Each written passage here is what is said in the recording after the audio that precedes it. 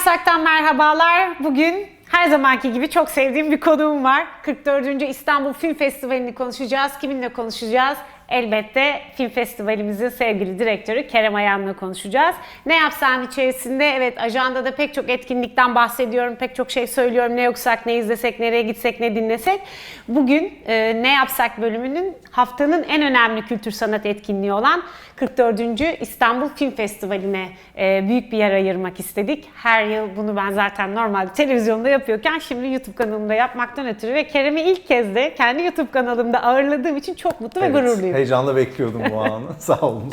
Bu arada Kerem benim televizyondaki ilk konuğum. Yani ben kamera karşısına geçtim ve karşımda Kerem vardı. O yüzden bana yaptığı o günkü o iyiliği, beni oraya atlatması. Çünkü kameralarla tanışmak o kadar kolay bir şey değil. Bunu da burada not düşeyim. Keremcim çok teşekkür ederim. Hani 7 yıl önceden 7 yıl sonra şimdi farklı yerlerde birlikteyiz, ne güzel. Ama 44. İstanbul Film Festivali nihayet zamanı geldi, başladı. Sürüyor. Tabii böyle bir döneme, ülkenin atmosferinin yüksek olduğu bir döneme, hepimizin çok duyarlı olduğu, gündemi takip ettiği bir döneme denk geldi. Ama zaten sanat da biraz böyle bir şey değil mi? Tüm bu gündemin içerisinde, tüm gelecekle ilgili yeni adımlar atılırken, bazı şeyler konuşulurken, endişelenirken, üzülürken, ağlarken, sevinirken aslında içinde yaşadığımız şeyle de ilgili bir şey. Yani sanat aslında hayatımızın hep gündeminde ve film de onu kitlelere en iyi anlatan, geleceği tarif eden, gelecekten haber veren, ne olduğunu tarif eden aslında en önemli sanat dallarından bir tanesi. Tam öyle günlerin ortasında bir de film festivali. Yani hem evet öyle hem de en hızlı aslında anlatan. Yani bu sene de festivalin programında çok sayıda bu dünyanın halini anlatan filmler var gerçekten. Yani seyirciler de görecekler gittiklerinde. Özellikle belgesel bölümümüz çok yoğun. 21 filmimiz var belgesellerin içinde. Gerçekten hemen dünyada ne olursa ona tepki veren bir sanat sinema. O yüzden de bu Asif Kapadya'nın son filmi 2073 olsun veya da bir Paraguay belgeselimiz var, Bayrakların Altında Güneş diye, bunlar yani çok gerçekten önemli ve günümüzde çok ışık tutan filmler bir taraftan da. Evet, yani biz burada film festivali yaparken ya da müzik festivali de yaparken aslında içinde bulunduğumuz durumu tarif etme konusunda ya sanattan daha iyi bir yol var mı? O kadar etkili bir yol var mı? Ben bilmiyorum. Dolayısıyla önemli tüm bu filmleri tam bu gündemde film festivalinde izlemek. Genel olarak 44. Film Festivali'nin seçkisini soracağım ama hazır böyle gündemde demişken neticede film festivalinin mesela 21 film var dedim belgesel kategorisinde.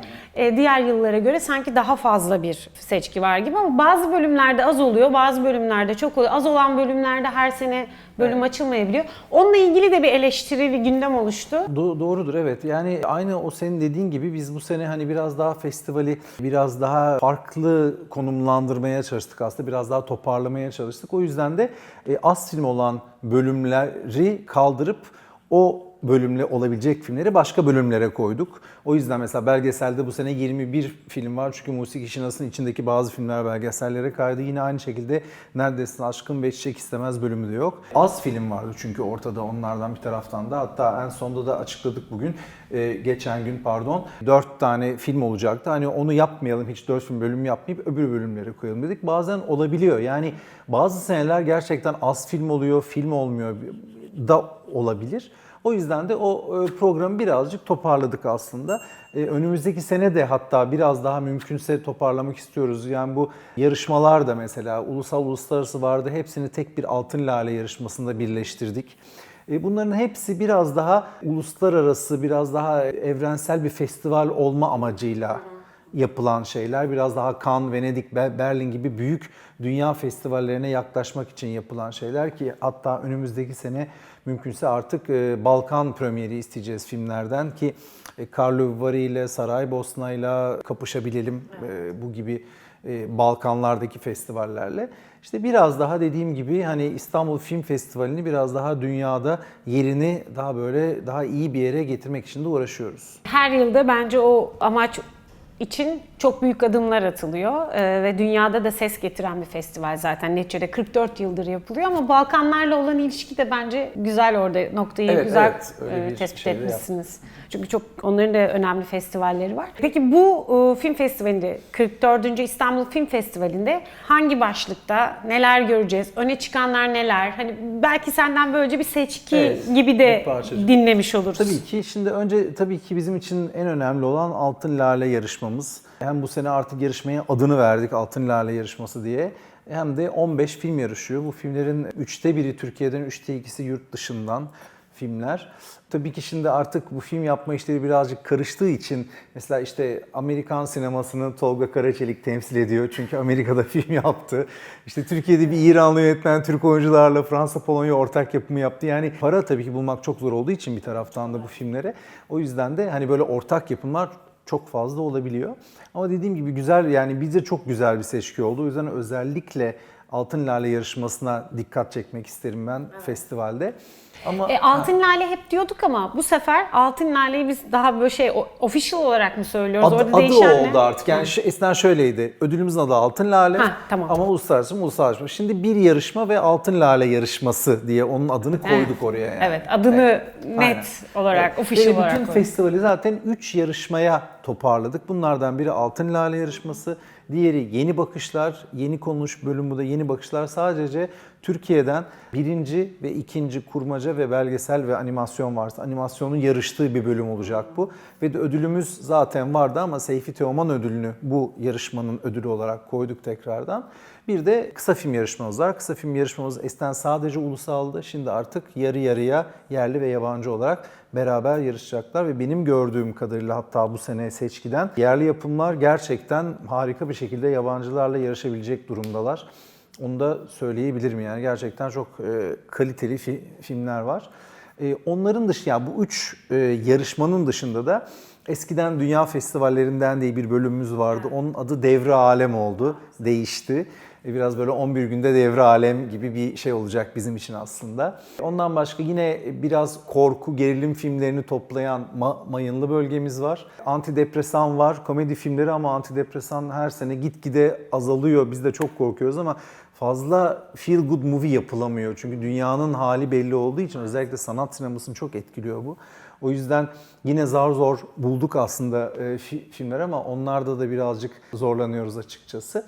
Yine tabii ki Sinemanya'da kaybettiğimiz yönetmenler ve önemli restorasyonlar var ki bunlardan biri Pulp Fiction'ın bu sene 30. yılı. Onun 4K restore kopyası var. Yakın zamanda kaybettiğimiz David Lynch'in Wild at Heart filmi var. Jacques Demy'nin Sherbrooke Şemsiyelerinin yeni 4K kopyası geçen sene Cannes Film Festivali'ndeydi, o var. Ve yine geçen sene bize gelen Wim Wenders ama Paris, Texas'ını gösteremedik. Çünkü onun restore kopyası geçen sene Cannes'da çıkacaktı bizden sonra. O yüzden bu sene o Paris, Texas'ın restore kopyasını gösterebiliyoruz. Böyle bölümlerimiz yine var. Bir de 2 tane de retrospektifimiz var. Onu da hemen söyleyeyim. Birisi yakın zamanda kaybettiğimiz kurgucu Ayhan Ergürsel'in yaptığı, kurguladığı 4 uzun 3 kısa metraj gösteriyoruz. Türkiye'de birçok önemli filmde çalışmış, önemli yönetmenlerle çalışmış. İçinde işte Pelin Esmer var, Nuri Bilge Ceylan var, Semih Kaplanoğlu var. Gerçekten önemli ve hatta yurt dışından Amat Escalante var, Los Bastardos'un da aynı zamanda kurgucusu. Onun filmleri. Bir de keşfimiz var bu sene. Norveç'ten geliyor bu keşif. Dag Johan Haugerud. Dag Johan'ın biz bir üçlemesi var. Norveç üçlemesi diyebileceğimiz. Geçen sene Berlin'de ilki gösterildi. Sonra yine geçen sene Venedik'te. Bu sene de sonuncusu yine Berlin'de gösterildi, bir üçleme. Biz orada keşfettik aslında ve çok enteresan filmler. Böyle sanki Norveç'in Erik Romer'i gibi. Onun dedik ki öbür filmlerini de görelim, yani bu yönetmeni biz niye bilmiyoruz bunca zamandır. 6 tane uzun metrajı var. Onları seyrettik, çok beğendik. Bir de tam bunun üzerine bu son yaptığı uzun metraj Hayaller'de Berlin'de Altın Ayı aldı. Kendisi de geliyor filmlerini sunmaya. O yüzden çok da mutluyuz kendisini ağırlayacağımız için. Ve de sinema severler için gerçekten bir keşif olacak. Çünkü Türkiye'de hiç filmi gösterilmemiş şimdiye kadar. Aa, çok güzel. Zaten bu kuzey sineması gittikçe ilgi görüyor. Hatta Hollywood da çok ilgi gösteriyor ve diğer festivallerde zaten görüyoruz ama böyle dijital platformlarda da izlendiğini görüyorum o filmlerin. O yüzden böyle bir keşif hepimize iyi gelecek diye düşünüyorum. Farklı bir bakış açısıyla, farklı bir tarzla. Yine sinemalar, aynı sinemalarda mı izleyeceğiz? Nerede izliyoruz? Aşağı yukarı aynıyız. Atlaslar, Beyoğlu var, Cities var. Bu yakalarda Sinevam Cities var. Karşı tarafta Kadıköy Sineması ve Sinematek var. Oraya bir de Cineverse Nautilus eklendi. Bu sene karşıya 3 sinema koyduk.